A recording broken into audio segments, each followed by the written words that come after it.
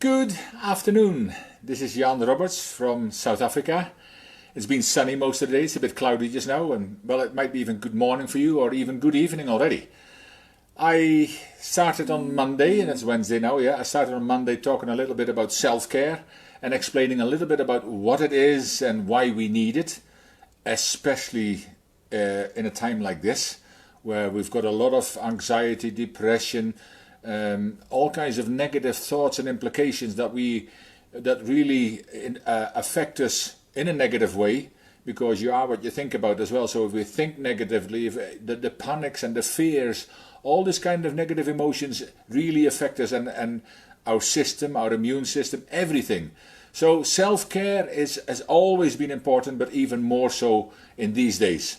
And that's why I thought, well, rather than talk about other kind of stuff that goes on, I'll really talk. I want to talk and do a whole series about self-care and different aspects of it. I mean, I talked on Monday what self-care was. Yesterday I talked about your eating habits. You are what you eat. And today another very important aspect is your physical health, because we all need to pay attention to our physical health. Physical health is another core part of self-care, if you like. The body and the mind have a unique connection. I mean, I learned it in martial arts. I do Aikido and unification of mind and body, and it shows the power we have when we can get that to work together. I mean, there is examples of that where a woman actually saw her husband at work under the car, and the jack gave way and he got stuck under the car, and she lifted the car with one arm and pulling the husband out with the other. Going back the next day, she could never do it again, because all of a sudden she thought about the weight of the car and everything, but that started to work together. So we are powerful. You are powerful beyond belief. So let's use that power in a positive way, and at first start to look after the most important person in our life is the one looking in the mirror. You might not believe so. My spouse is more important, or my partner, and they're very important, and your children, but you can't do any good for them if you're ill, or indeed if you're dead. So it is so important, and physical health is another core part of that. And it is difficult to be in high spirits when you are not feeling good about your body, when you're not feeling about your best, and quite often that has an influence on your physical health as well. You know, that you feel down, you feel tired, you feel all kinds of, again, negative emotions. So it really snowballs. In Scotland there is a lot of snow just now anyway, but it snowballs anyway. So research has actually shown that regular exercise increases the level of serotonin in your body. Now, what does that stuff do? And I had to ask myself that as well, and I discovered that a rise in your serotonin levels significantly increases your mood and energy. So do you think there is a connection between that, between your mind and body, and all the levels of chemicals that the body actually releases because of when we're happy, as well as when we're sad and when we're down? So that's a choice we really need to think about and seriously get into doing some exercise. Now, when exercising for self-care, you should choose an activity you love. It always makes it easy, because it could be a regular run, a brisk walk, swimming, or just any other thing that makes you feel alive. In fact, just before this, we had a load shedding here, which is like a power cut.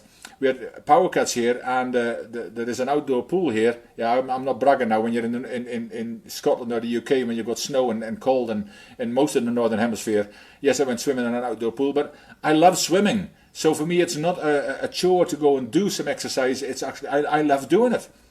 And it makes me feel alive as well. So you derive extra fulfillment from doing something that you love.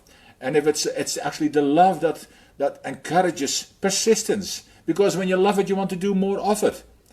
I mean, that's in everything you think about. If there's anything you love doing, you would like to do it much more often. So even when it seems that you do not have time for it, you will make time. Now that makes sense. So there's a lot of people who have a New Year's resolution and they force themselves into exercise. And they absolutely hate what they're going to do. But that's why a lot of the time, all these New Year's resolutions, they know it's good for them, but they haven't really got enough love for it, enough excitement for it. Yeah, for the first couple of weeks, because everybody's in the same boat, and then it starts to fall away again. That's why I normally run about this time, from here to the end of March. most of the people who had New Year's resolutions will wait again till next year. I don't even understand that, because it's not Happy New Year, it's Happy New Day. So every day we can start again. But when you look at, and there was a brilliant example, and if you're from the UK, you'll know about this, but it's Sir Thomas More, Captain Thomas More. And he inspired a nation, because during the first lockdown, and he was in his 100th year, he was in his 100th year, and he actually walked 100 laps around his garden and raised nearly £33 million for the NHS. And the old gentleman had a walking frame. He just passed away 2 weeks ago, may he rest in peace. But what he did inspired a nation, you know. So what I'm saying is, he was just about nearly 100 years old. He was not really healthy in as much as he used a walking frame, and yet he walked 100 laps round his garden because he wanted to do something positive. Now, it helped the NHS, and it inspired a lot of people, but what can you do? And he inspired me too. And what my question to you is, what can you do for you to make sure that you become more healthy and you start looking after yourself much better? Exercise is so necessary for you.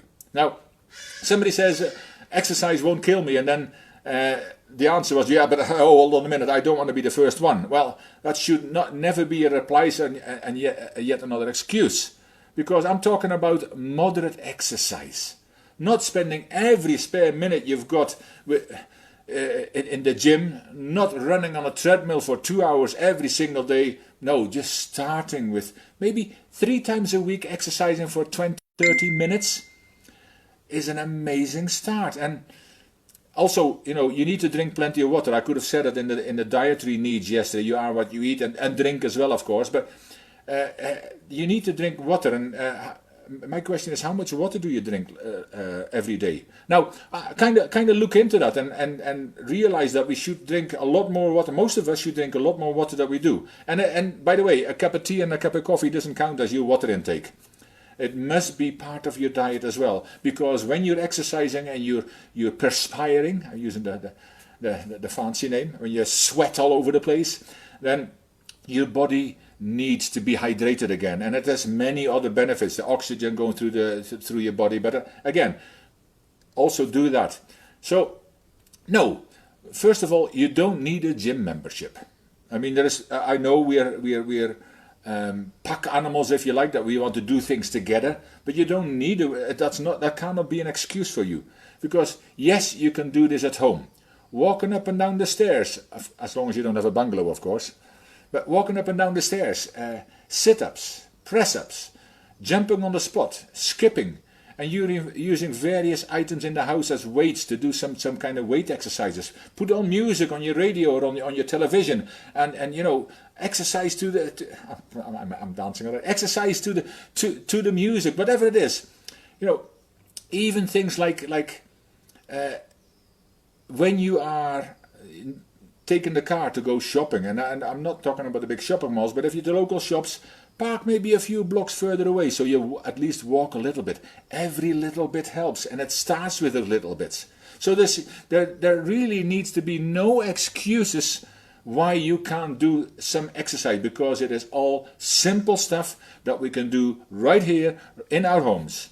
And start an exercise program, then ensure consistency. Now that's the key. Consistency by entering that in your self-care or personal growth plan. Whoa, hold on a minute here. What's one of them? You might well ask that, and I will explain that as well in this series. Later on, I will talk into a personal growth plan, into a self-care plan, and how we could put one of them together.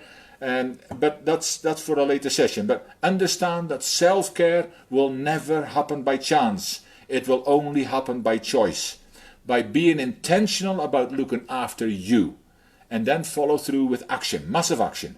Now, as I said, 20-30 minutes a day for 3 days a week. How could you do that? Could you do 5 minutes a day every day? 5 minutes. Sure you can. but do something. And you know, if you do that a few times a week, because I'm talking about a holistic growth plan as well, where we can do physically, mentally, and spiritually become better and take care of ourselves. So we don't need to do everything every day, but there is a lot more to it. You know, listening to positive material and things like that. But diarize all the positive steps you will take, and it will make a huge difference, because we've all heard about goal setting and just thinking about them, simply wishing they might happen. What? By osmosis? A goal not written down, and we all know this, but a goal not written down is merely a wish. And wishing is not a great strategy for anything, including self-care, including exercise.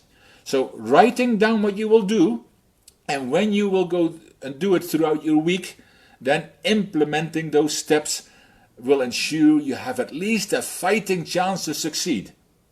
Now, I hope that makes some sense to you. Just think how much better you will feel when you are fitter and healthier, because you are exercising and looking after yourself. Now, don't exercise for a week or two and then look in the mirror and expect Adonis to look back at you. You know, the old... Because he won't. And when he doesn't, you will quit. Quitting is not an option, but starting is. And starting doesn't have to say, well, maybe tomorrow. Tomorrow will never come. What can you do today to at least start some gentle exercise? Maybe 5 push-ups is all you can do.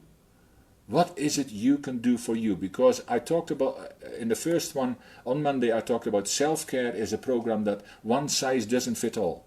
So maybe you can do 5 press-ups, a few sit-ups maybe, walk up and down the stairs maybe 5 times, and that might be enough for you today. But you don't have to be an athlete to start, but you certainly have to start to become better at exercise, to become and feel healthier. So it's not a quick fix, as anything worth doing is usually an uphill journey. I never said an uphill struggle. And yes, some of you might struggle through this, but it is so worth it. You know, the long-term benefits cannot be overestimated. They are often underestimated because we stop after a little while with all kinds of excuses. And the same as in the eating habits, no time, no all this other kind of stuff. Make time. Because eventually you might have to make time to look after your health because you've suffered so much, and I've talked about it already, but make time for some healthy exercise. Start your physical exercise program today. Remember, self-care is necessary, self-care is important, you will strengthen yourself from within, but it's always a choice. Your choice. Are you going to start exercising today? It's up to you. And I will see you tomorrow, when I am also going to talk about taking time out, because taking time out also matters in a stressful world. But for today, I wish you well on the exercise program you decide to take for yourself, and whatever it is, all you need to do is start. My name is Jan Roberts from South Africa. I'll see you tomorrow. Take care.